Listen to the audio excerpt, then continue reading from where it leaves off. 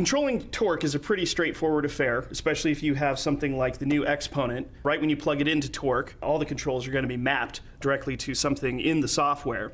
But you are free to change those assignments using a MIDI learn scheme, which is the same scheme used to assign something that doesn't have any pre-made assignments at all, such as the trigger finger.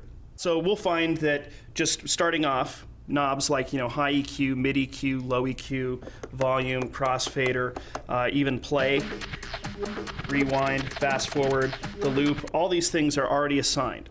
But if you do want to change something, all you have to do is right-click on a control and then either twist the knob or push the button that you want to use to assign that. So for example, right now this knob right here is used to control the wet-dry mix for the repeat effect, which is up here.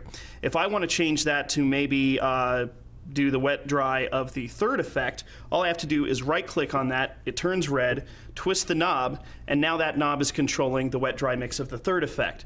You'll also notice that Torq has automatically broken the previous MIDI assignment where this knob was controlling the wet dry of the first effect.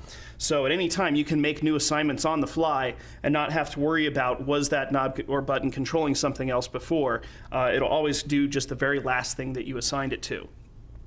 Same thing can be done from the trigger finger. So if I want to right-click on the wet-dry mix and twist this knob, right-click on the loop size, twist this knob, right-click on the on-off, tap that pad, and right-click on the resample and tap that pad.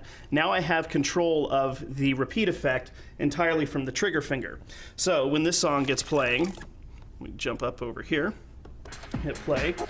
You'll see I can now start adding things like repeats simply by turning up the wet-dry mix, turning it on, and playing with the loop size, resampling on the fly,